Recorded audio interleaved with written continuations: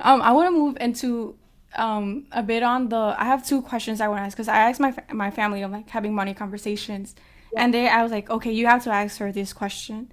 The first, I kind of like interconnected, yeah. where one of them is how do I become aware of the little spendings that I do when I know I don't when it kind of like it adds up and then I know I shouldn't be spending on that. And then yeah, I'll ask the first question and then I'll ask the follow-up Okay. question. How do I become aware of my little expenditures? Like the 2.99 here, the 1.99 Yeah. here, 99 here. Those like subscriptions that we tend to forget. Yeah. So, well, one of the things that I recommend twice a year to my clients is like twice a year, just pick. I don't care, January 10th and July 10th. Like, I don't care when it is. Like, it could be a birthday gift to yourself and then like a Christmas present to yourself. Whenever Mm. it's space it out, go in. Yeah, it'll take you like 20 minutes, but it could save you, those 20 minutes could save you like $48, you know? So that's the big one. Other than that, like a lot of my clients like to use things like Mint or, Mm. right? You need a budget. Um, and that can help see where your money is going every day. Some people even just like personally, I just log into my account every day, like, but I have Mm. I'm like, where's my money going? Where's my like the more that you know of your incoming outgoing, the better picture you're going to have of your own finances and where you can like take from. Mm. Yeah, and Yeah. where like I don't need this. I actually still really like that. Like that's fair. Oh my God, I forgot Mm-hmm. that. Like we've all done, we've all been there. And like you Yeah. mentioned, that money can add up. I mean, we can end up being like $100 or something like that a month paying in subscriptions that we don't necessarily need.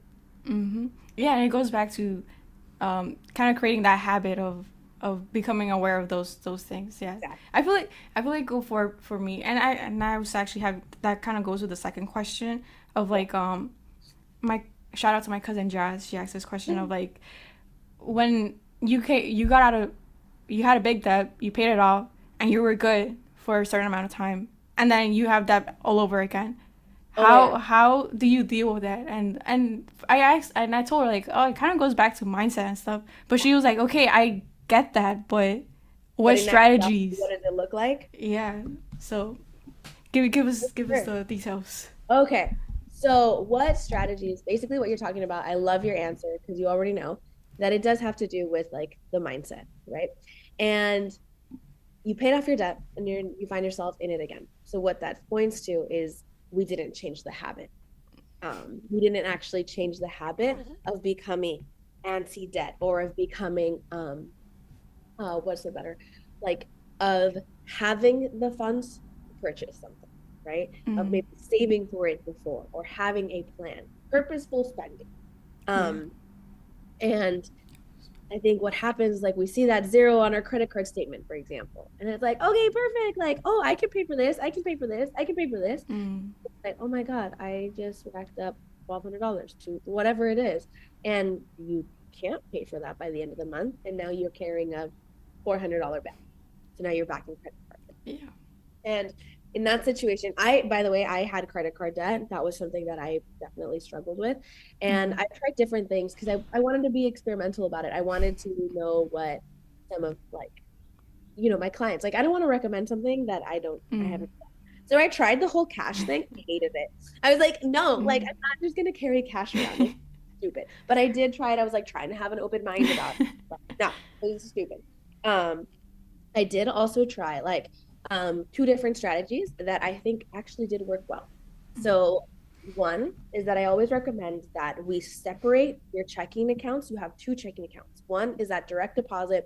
This is your main account where like that's where your pay goes in and that's where your bills all get automatically paid out. You Yeah. you have it on like automation, right? Automatic bill pay. And then you have another checking account, and that's your fun money.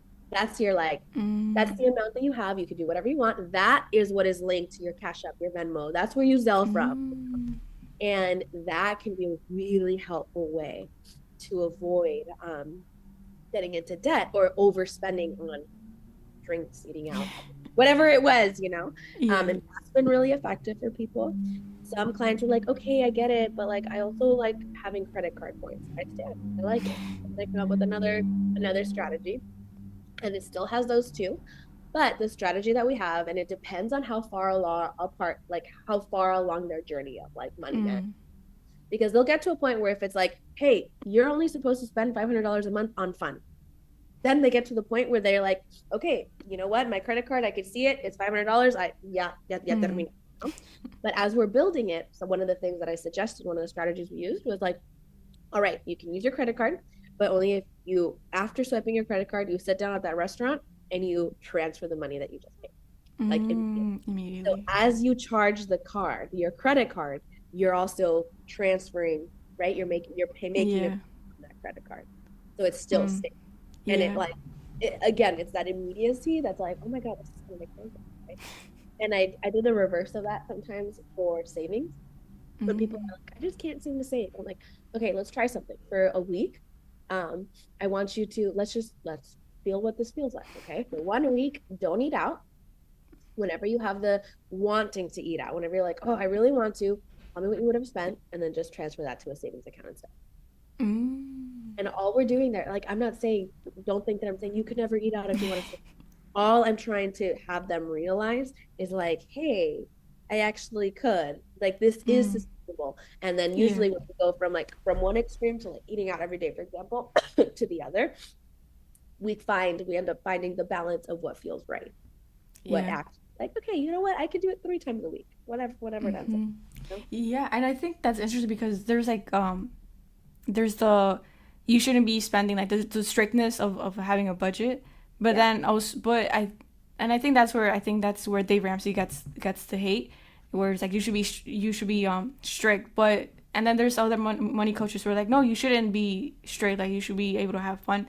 But I think it's also important to mention that you need to balance it out, especially like yeah, you could spend it out, but then you got to be aware of like what your finances look like, because Exactly. you can't go to Starbucks every day and buy whatever coffee it is, because it's not gonna be sustainable unless and then they go Unless you can go to Starbucks every day because because you're increasing your money, your income. exactly, or like because you decided that you're not going to travel. I don't, you know what I mean? It's like Align, prioritizing. exactly. Align your financial plan to what you value. Like spend Mm-hmm. on value categories, and it is incredibly empowering for people to feel like, oh my God, no, I guilt-free spending. Like Mm. you should learn how to budget and how to save and how to invest because of the guilt-free spending alone. Like it feels so great to be like, well, yeah, I like dead ass 100% know that I can afford this coffee, Mm. that I can get this massage, that I can go to Paris. You know what I mean? Mm. And you're like, I'm meeting all my other targets. I'm meeting my savings target. I'm meeting my like Roth target. Mm. I'm investing correctly. Like my savings rate's like 28%. I'm good, you know? Yeah, and I think it goes back with the mindset of there's like some people who believe, oh, you can only have one or the other, but that's where we got to change our mindset. And it's like, no, we can have both. We just got Yeah, to figure out how. So yeah, that's totally. it goes back again, mindset aligning with your with what you're prioritizing and Mm-hmm. being intentional with that. That's also um the we're almost like at the 1 hour mark, but um what are for those who do want to start their financial journey, what advice would you give them? And it could be either steps or like steps that they should do, like how you use savings account, emergency fund, all of that, or just like mindset stuff or books that they should like. This is the first should read or something like Hit me up. No, just kidding. that. Um, Links okay. down below. Yeah, right. Yeah. Make sure to like and subscribe. No, okay.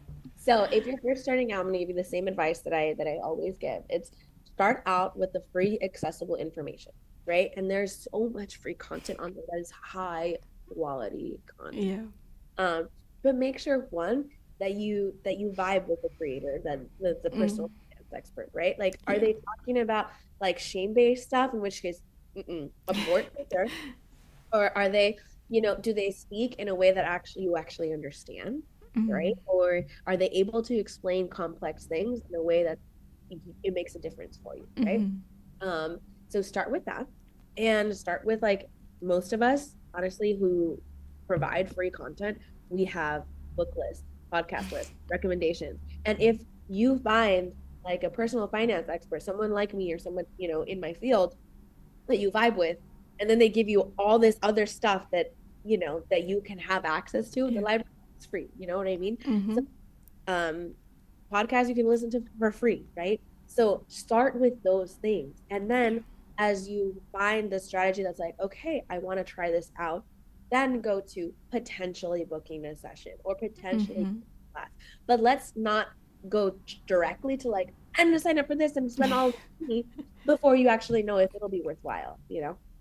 Yeah, I think that's really important. Um, do you have for I this is kind of like interesting, maybe like a conversation where when when when should you, I forgot my question. When should you get financial literacy? When should you start investing, like once you, like if you, I don't know how to explain it, but like when should you start like getting a financial coach where you where like you already got this information but it's still not working out. At what point do you need to go to one-on-one? Yeah. Yeah. I think if something inside of you is telling you like, hey, I need one-on-one, probably time. There you go. You can think about it like therapy, if that thought comes into your mind, like go ahead and book a session, honey. Like it's probably time. But if you get to the point where you're like on your journey, you found your free content, you're reading, or listening to books, and you're like, you can see that effectively manifesting into your day-to-day life. Like you see those changes, you're like, hey, wow, my savings account now has $200 in it, and it only had 20 before, right? And like, great, that seems like cool. What's working is all right. But if you're not seeing the change, if it's not connecting, then it might be time. Okay, it's time for me. Yeah, it's time. You know what I mean? It's time. It's time for me. It's time for Gabs. Um, and sometimes people just need a tiny little bit of accountability. So just knowing that I'm gonna be like, hey, how's it going? It's gonna be like, oh my God, that's enough. Like, Yeah. no, I never yell at my clients, and no, I never, but it's just the accountability piece is huge. Like, hey, did you Yeah. actually make, yeah, set up the automatic bill pay? Is that, Yeah, I think it's something that I've been seeing in my family. My mom recently, she got a life coach. So, she was like, in the first session, she would pretty much talk about herself, like, and what she's had to deal with. And then at the end, she was like, but why did I just pay this amount of money and I just talked for like an hour? And, but then she started reflecting, and then she's like, okay, but I need to talk to him next week. What am I gonna say? What questions do I need to ask? And she was like, it did help me because I was able to reflect more, and I was able to hold myself more accountable. Like, oh, I need to make these changes, and now I have these questions, so now I get to ask the questions. So yeah, I think yeah, that's really cool.